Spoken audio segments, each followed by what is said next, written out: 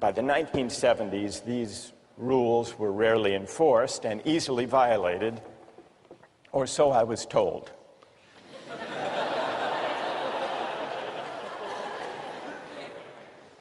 By the late 1970s, when I was there, pressure grew to relax these rules, and it became the subject of debate among the faculty at St. Anne's College, which was one of these all-women's colleges. The older women on the faculty were traditionalists. They were opposed to change on conventional moral grounds. But times had changed, and they were embarrassed to give the true grounds for their objection. And so they translated their arguments into utilitarian terms. If men stay overnight, they argued, the costs to the college will increase. How, you might wonder? Well, they'll want to take baths, and that'll use up hot water, they said. Furthermore, they argued, we'll have to replace the mattresses more often. The reformers met these arguments by adopting the following compromise. Each woman could have a maximum of 3 overnight male guests each week. They didn't say whether it had to be the same one or 3 different, provided, and this was the compromise, provided the guest paid 50 pence to defray the cost to the college. The next day, the national headline in the national newspaper read, St. Anne's girls 50 pence a night.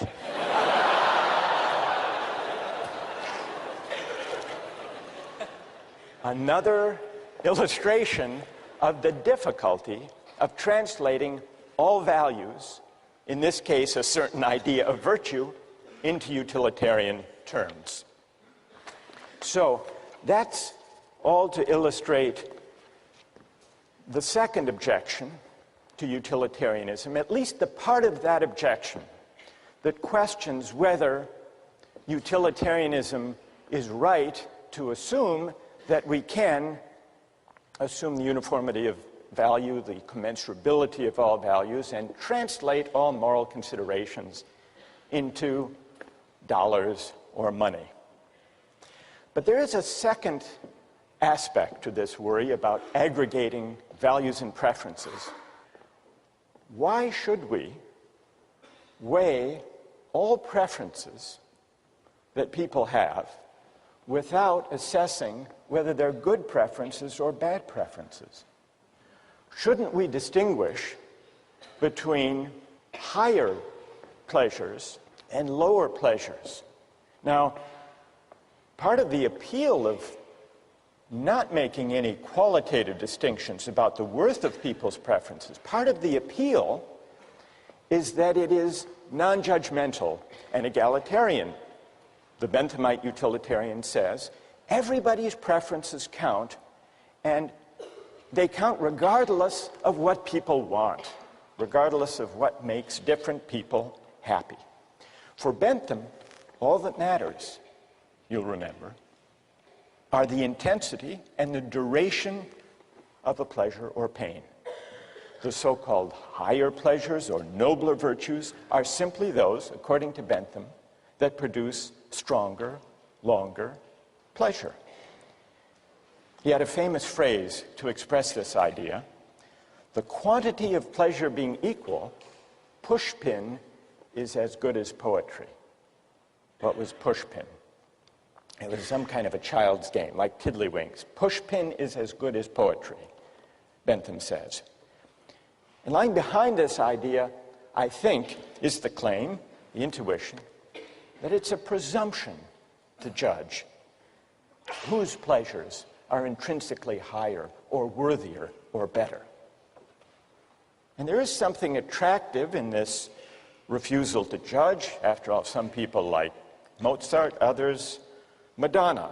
Some people like ballet, others bowling.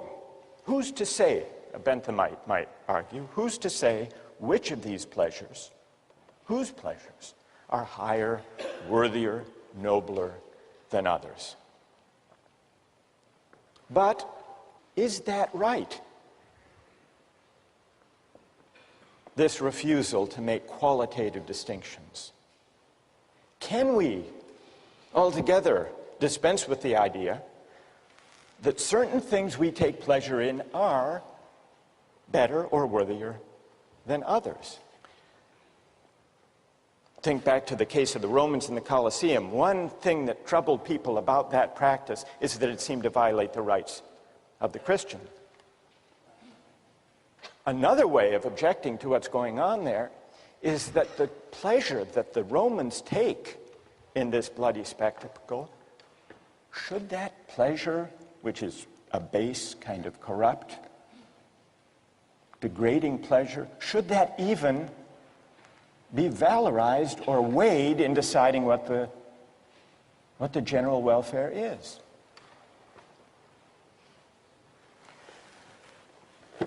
So here are the objections to Bentham's utilitarianism. And now we turn to someone who tried to respond to those objections, a later-day utilitarian, John Stuart Mill.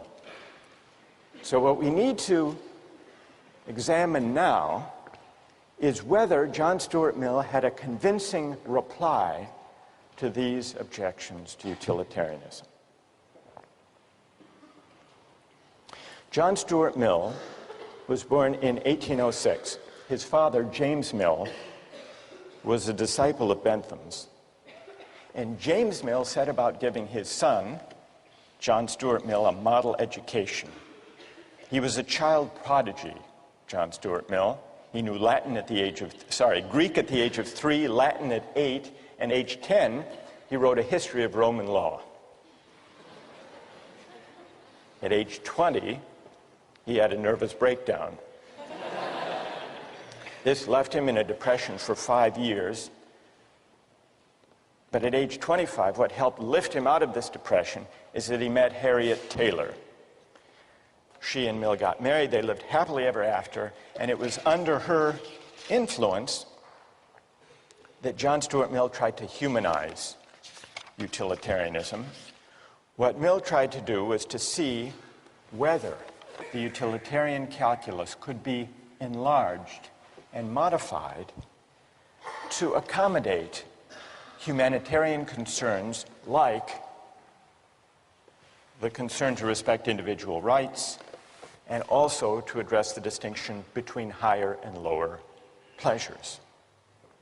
In 1859, Mill wrote a famous book on liberty, the main point of which was the importance of defending individual rights and minority rights. And in 1861, toward the end of his life, he wrote the book we read as part of this course, Utilitarianism. He makes it clear that utility is the only standard of morality, in his view. So he's not challenging Bentham's premise. He's affirming it. He says very explicitly, the sole evidence it is possible to produce that anything is desirable is that people actually do desire it.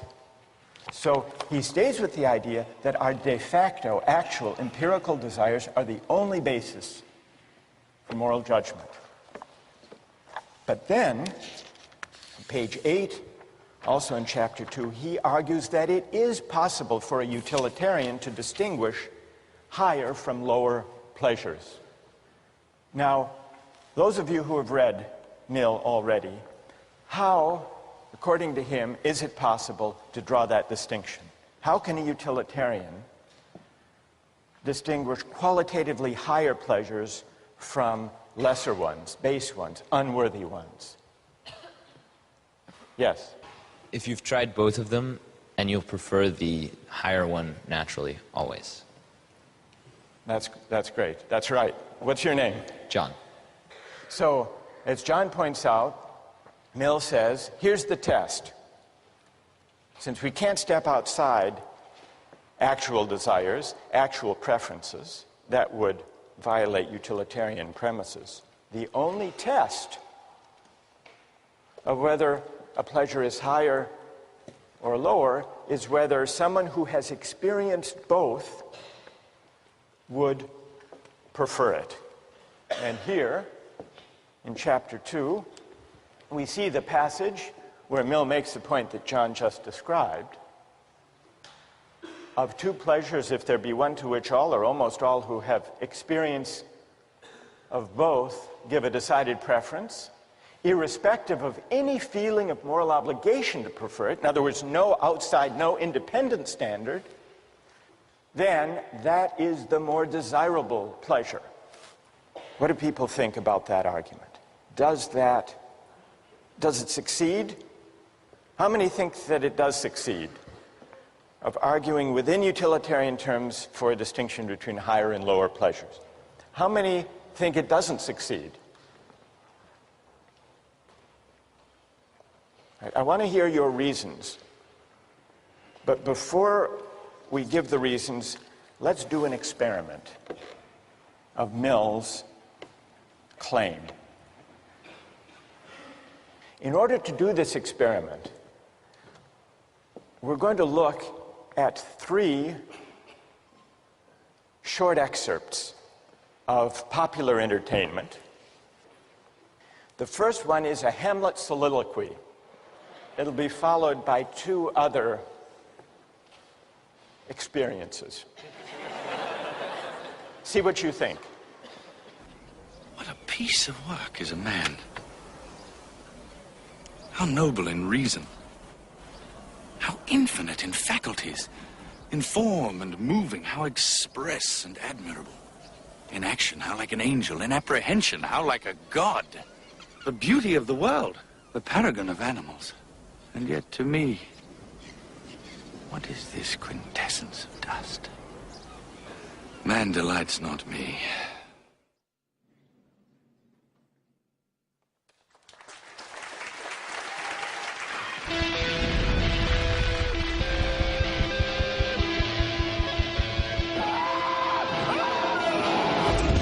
Imagine a world where your greatest fears become reality. Each show, 6 contestants from around the country battle each other in 3 extreme stunts. These stunts are designed to challenge the contestants both physically and mentally. 6 contestants, 3 stunts, 1 winner. Yes! Fear Factor.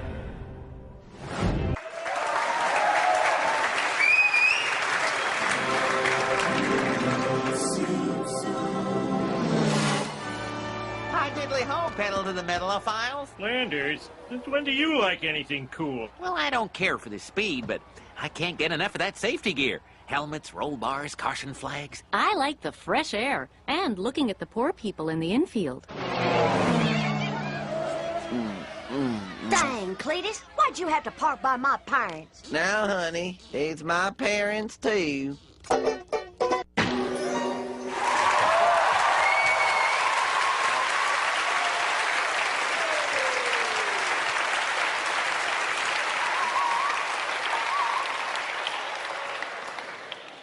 I don't even have to ask which one you like most. The Simpsons, how many like The Simpsons most? How many Shakespeare? What about Fear Factor? How many preferred Fear Factor? Really? People overwhelm